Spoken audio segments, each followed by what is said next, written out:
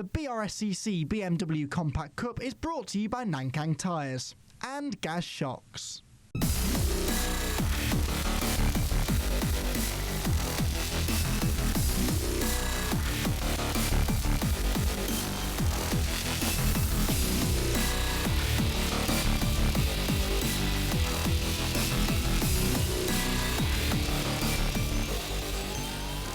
And these conditions are going to be a challenge, to say the least. We got them all safely through. Well, actually, no, we didn't get them all safely through turn one. What am I talking about? Even in the dry, we had contact at the front of the field going into turn one.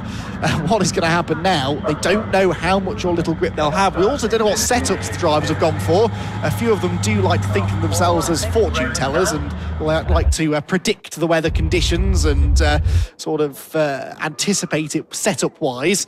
I know Ben Huntley was praying for rain today. I think he probably wanted a bit more rain than this, in all honesty, but if it does get really wet, keep an eye on that blue and yellow car that's starting on the fourth row of the grid. He should move forwards.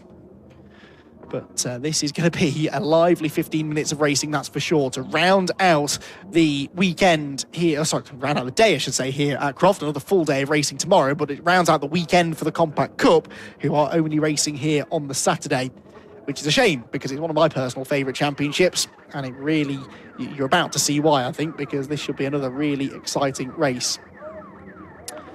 So, waiting for the back few rows of the grid to be formed. Ollie Fowler then lining up on pole, and Ollie Fowler, who finished 8th in last year's championship, had a really good run here at Croft, I seem to remember, 2 years ago. Can he double up now, having got his first ever win earlier on? Well, let's find out. The lights are out.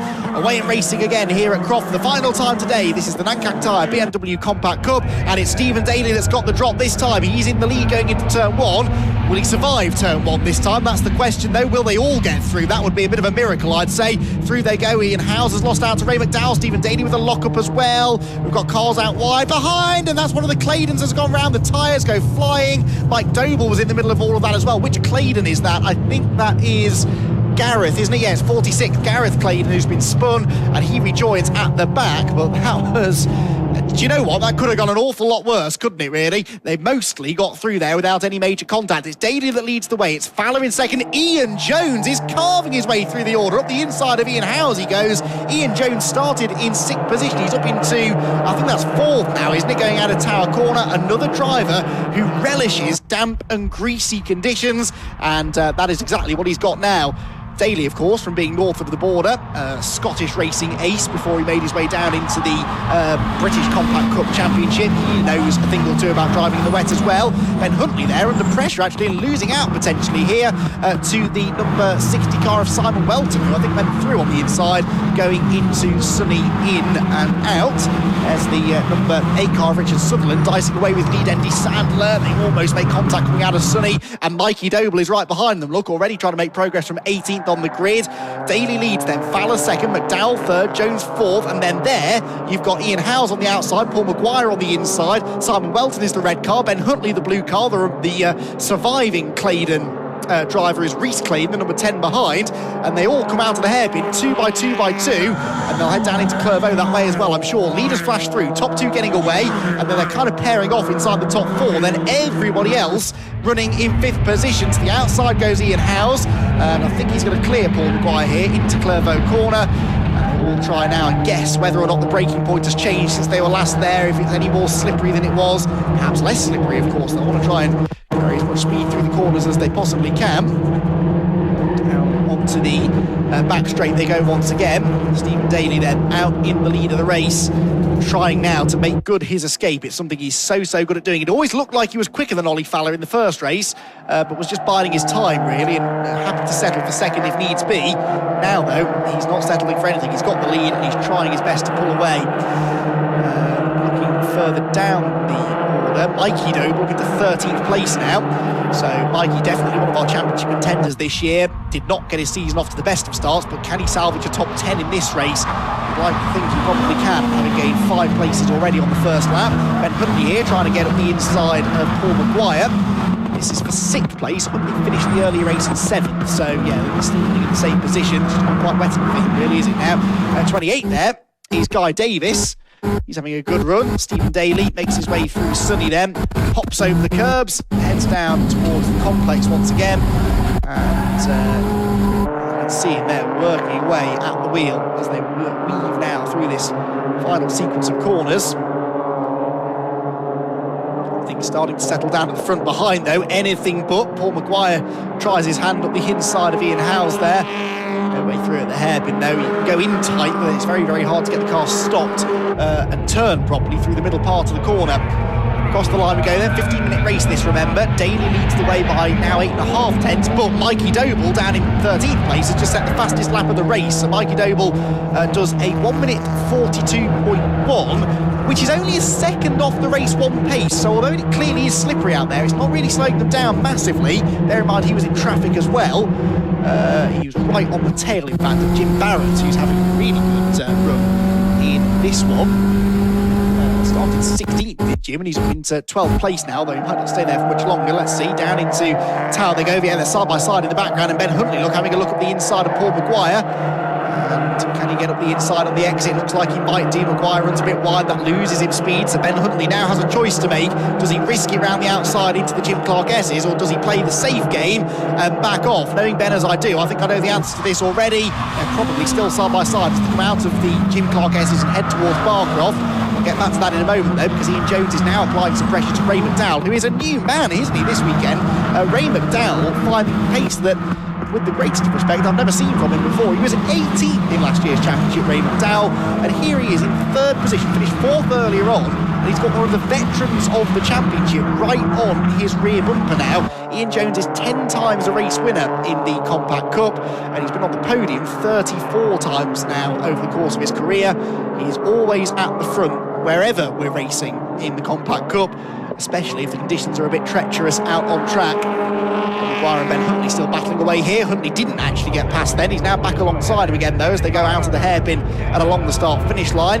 Less than a second still between the top two, although Stephen Daly's now nicked that fastest lap back from Mikey Doble. But Ollie Fowler is pretty much matching him actually. Only a tenth slower than him on the previous lap. Ian Jones couldn't get any closer to Ray McDowell. He boots the cone out of the way through the middle part of the complex. And head back round to the long right-hander at Hawthorns, just as close as ever. This whole group of cars. Ben Huntley then is now ahead of Maguire. That puts Huntley into 6th position now. But you sense there's more changes to be had here. Leaders head into Tower. I think it's stopped raining now. Certainly fewer cars running with their windscreen wipers on. Ray McDowell is one of those that is. And he is feeling the heat here from Ian Jones. Probably hasn't had the time to reach down and turn the wipers off. He's that busy watching his mirrors, defending his third place here as if his life depends on it. Ray McDowell has never had a podium in the championship, despite racing for several seasons now.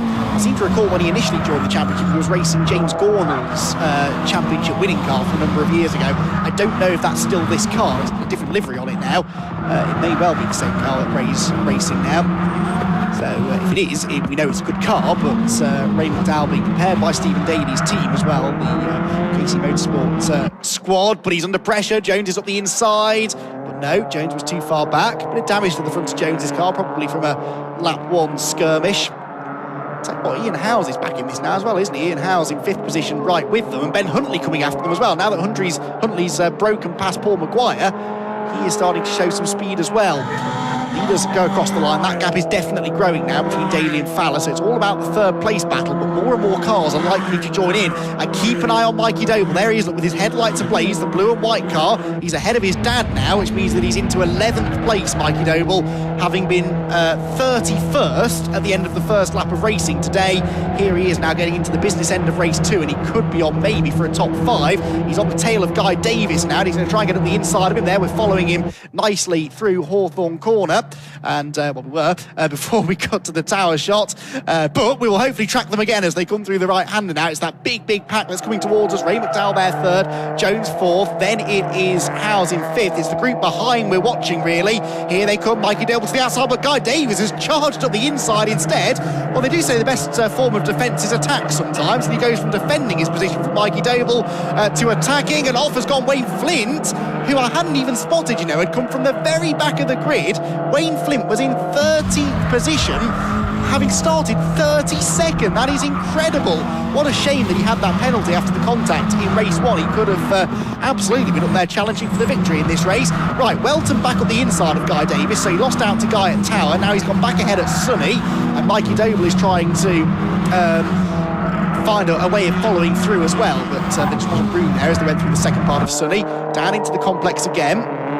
There are the 4 cars that are now contesting third place. Doble's at the inside of Guy Davis. I think he's going to get him. Can he chop across his nose into the right-hander? No, but he can go right round the outside here maybe and buy himself a ticket to the inside line at the hairpin, and that's exactly what he's done. Mikey Doble will move up another place, and he's now into the top 10. We'll keep an eye on Wayne Flint, because although he's just been off the road, he is not that far behind this group and making arguably even better progress than Doble has been. Right, disappointingly, only 6 minutes left of this race. Stephen Daly is 2.3 seconds up the road now from Ollie Fowler in second. He in turn is 4 seconds ahead of Ray McDowell in third, who is holding on brilliantly to that third place. I noticed Ben Huntley, though, is ahead of Ian Howes now for fifth. And yes, look, Huntley is ahead of Howes. So Howes has had a moment somewhere and is dropping back into, or has dropped back into this next pack, hasn't he? Because he's now got Reece Claydon all over him. Ian Jones looking to the inside of McDowell, gets into the back of McDowell, contact into Tower Corner, but in fairness, McDowell tried to move over there when Jones was already sort of looking to the inside, so no harm, no foul anyway. Didn't gain the place, and Ray McDowell survives in third place. They're side by side behind them though. Let's see what's going on there. This is the third, no change likely here. Jones is looking to get past McDowell, but he's not really close enough going into Sunny. Huntley is next in line, obviously having gone past Howes recently. But that next big pack of cars were looking as though they were tripping over each other slightly going through the Jim Clark S's. Dow just dips a wheel over the curb there, and Jones again moves in for the kill. Tries to find a gap into the complex. Nothing doing. Through the right-hander in the middle of the complex they go. Huntley started this lap about a second behind those two. He's definitely a bit closer now, isn't he? So across the line we go then, onto the 7th lap of the race now. And let's see what's going on in that group behind. You've still got, I know that's Claydon now at the front of it. Oh, Ian Howes has dropped right down the order. Ian Howes is now down in 11th position. That's a shame. Didn't see how it happened, but Ian Howes has fallen right to the back of this group. So it's now Reece Claydon there at the front of this group in 6th. Maguire, the green car behind him, in 7th. 8th is Simon Welton. Mikey Doble is 9th. And Guy Davis in 10th. Howes down to 11th ahead of Mike Doble, 12th. And Wayne Flint is with them now, isn't he, in 13th. That silver car from the very back of the grid, at the back of that queue. Could he get into the top 10? That would be a brilliant recovery drive if he could. Ian Jones challenges for 3rd. Mikey Doble challenges there for 8th position. Tries to get up the inside of Welton, but then in doing so almost leaves the door open for Guy Davis to get a run. And Wayne Flint, that was payback, wasn't it? Because it was Mike Doble that put him on the grass there a few laps ago. And Wayne Flint said, right, son, you're having a taste of your own medicine here. And forces Mike Doble onto the grass himself. That might get him in a bit of hot water as well afterwards, but Wayne, the red mist perhaps descending a little bit there, and moves his way into 12th position. Anyway, we'll deal with that after the race. Mikey Doble, though, still in the thick of the action here. It's already been a good recovery, this, but he'd like to gain a few more places if he could. Ian Jones back up the inside of Ray McDowell there for 3rd position, and Ben Huntley's going up the inside of him now as well. In the end, I don't think anything changed, but it got very, very close to changing there, which is kind of summing up this race, really. They're all so close to each other that one false move will likely lose you more than one position. That's why they're all being so robust in their defence, because you don't want to leave the door open. It's a freight train of cars then waiting behind to take advantage. Right then, 2 minutes and 40 seconds left, so 2 laps to go, I reckon, in this final race of the day here from Croft. The Compact Cup, as ever, serving up a pair of thrillers. Stephen Daly may be 3.7 seconds up the road at the head of the field. Oh, Ray McDowell's lost 3rd place. Right towards the end of the race, Jones has gone through, Huntley 4th, and Ray McDowell down to 5th position, so that has changed everything as far as the podium places are concerned. From a championship perspective, good news for Ian Jones and Ben Huntley, they need the points, but of course, so really does Ray McDowell. If he can keep this sort of pace up through the whole season, then he too could be a contender for a top position in the championship. Off the podium now, though, sadly, is Ray. Can he do anything about getting back onto the podium over the remaining lap and a half? Jim Clark S's they go again. No major changes behind. We covered Wayne Flint getting past Mike Doble for 12th, but he's now 2 seconds behind the sort of 6th and 7th place train. Ben Huntley now, though, moving up to challenge Ian Jones. Now, this is a fight you'd buy a ticket for, isn't it? Two of the most exciting drivers in the championship. Ian Jones does have that sort of immovable object feel about him, doesn't he, sometimes? But Ben Huntley is never one to back down from a fight, and he's asking all the right questions now of our third place man. Carries a lot of speed through the left-hander at the complex. Almost got up the inside there through the middle part, but Jones was wise to it, positioned the car correctly, and now he defends very heavily into the hairpin. And Ray McDowell goes up the inside of Ben Huntley. Huntley was trying to take the wide line to challenge Jones on the exit of the hairpin, and McDowell thought, aye, there's a chance here to get back up the inside into 4th place. It doesn't work, and it kills his speed off the corner, so worth a go, I suppose, but that was probably a bit of a last-ditch effort to move through. Stephen Daly is on the final lap, though. He is heading through the chicane for the last time, and Stephen Daly is putting in a very Stephen Daly-esque performance here, really, isn't he?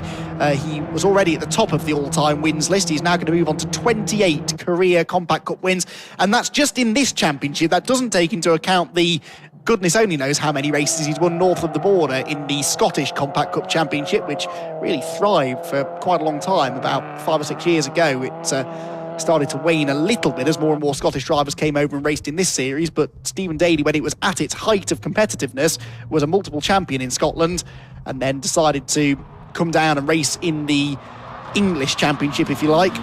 Brought a few friends with him as well. His KC Motorsport team prepare about half the grid, it seems, sometimes. I still don't think it's handling right, this car, though, unless that's how he likes it, but it's really bouncing around, isn't it? Like it's on particularly springy suspension, but it seems to be working for Stephen Daly, because he's done a fastest lap in this race of a 1:41.2, which is not lap record pace. In fact, we're not going to break the lap record, are we, this weekend?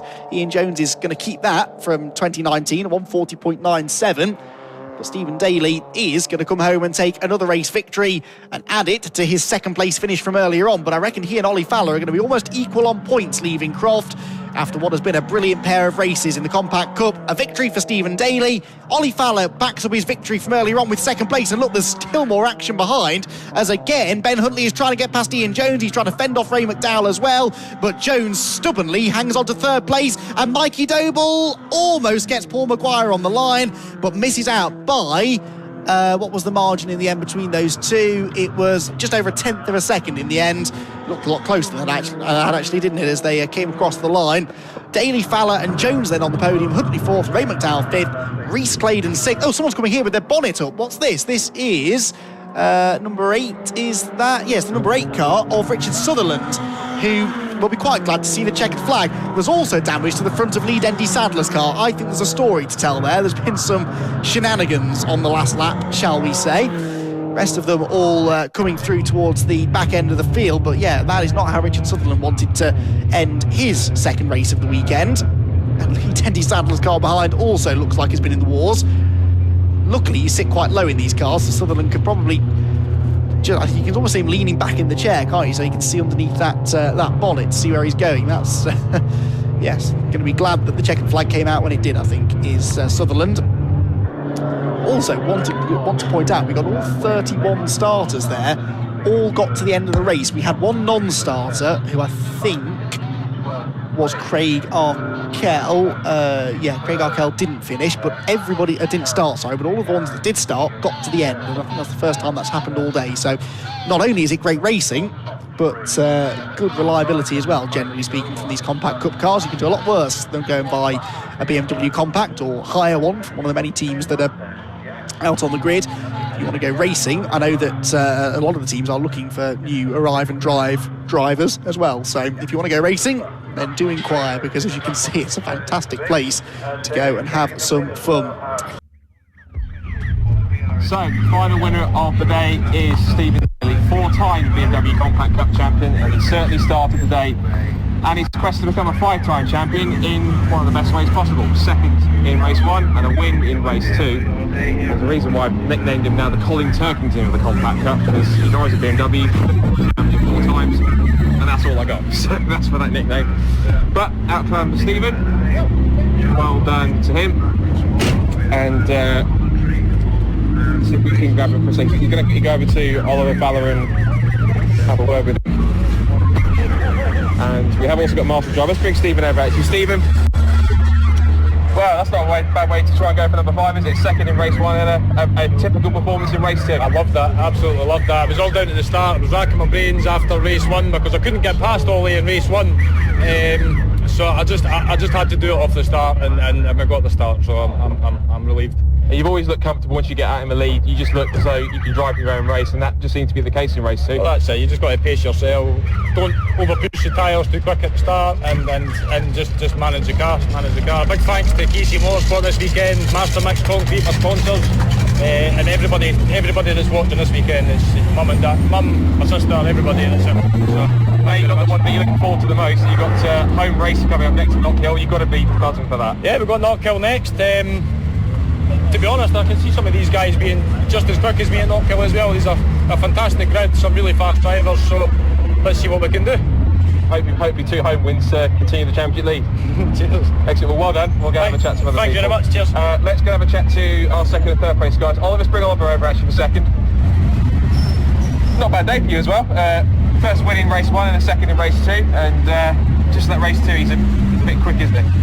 Yeah, he's got a little bit on me here. That's why I didn't want to let him pass in the first one. I knew if he got past, I didn't quite have the legs to keep with him. So it's quite defensive in the first one, and it was a good race. So he got off me, passed me off the line. He just had a little bit more pace than me outright. So I'm happy. First and second is amazing. So no, I'm happy to come home second in the second race. Really good. Looks like you've made mega progress over the last couple of seasons. What do you think is the key to improve pace this year? Just consistency, I think. A little mistake here and there costs you a lot of time in these. Momentum, no mistakes, and if you got good lap pace, then it's really difficult for the guys behind to catch up and pass. So. Good stuff. So Knockhill next. How do you fancy your chances? I've only been up there on a track day once. Stephen's done. I don't even think there's a number that exists for the amount of laps that he's done up there. So yeah, it's just about the fun for me. I'm quite happy to come home in 10th if I've had a good race. But being on the podium twice, really good. So, well, you've driven us superbly all day today, so go and enjoy it, and we'll see you at Knockhill. Thank you. Good stuff. Let's see if we can bring Ian over for third place. Let's just bring him, if we can get Jonesy's attention. Bring him over here. Good to see you back, Jonesy, and fairly back on form as well. Yeah, I woke up this morning with a headache from hell. Right. Qualifying, I couldn't think straight, kept making really stupid mistakes. Been drinking water and headache tablets all day. Race 1 was okay, good scrap. That race, that was thoroughly enjoyable. Race 1, old, hard, get past. That sounds like a typical Ian Jones performance, getting your elbows out and making some moves when you had to make them. Yeah, I mean, Ray's happy to get his elbows out, so if he can dish it, he can take it, and he did, so fair play then. Yeah, okay, apologies for the language there. Yeah, it's good stuff, and we'll see you at Knockhill for the next one. Yes, we'll do. Thank you very much. Good stuff. I'm just going to quickly see if we can grab Ray McDowell as well. And just bring Ray in to have a chat. Ray, grab you over here. Good way to end the day with a Masters win. How was that? But it was almost an overall podium. Yeah, I know, it was great, and I think it would have been. It was a push to pass, but rubbing's racing, as they say, or racing's rubbing, whichever way you look at it. But no, I'm pleased with the result, pleased with the times that I was doing, and yeah, I'm looking forward to Knockhill now because that's one of my local circuits too. So rock on, as I say. Yeah. And I get good step up in pace for you as well. So looks like you got some confidence this year. Yeah. I mean, found a little bit of pace. I think we did a bit of testing over the winter break, and it's found a little bit of pace. Found more balance in the car, and we got the brakes working better. So it's all down to me now. Yeah. I'm sure you do absolutely fine, Knockhill. So yeah. Go celebrate your Masters win, and we'll see you there. Yeah, thanks very much. Good stuff. Well done.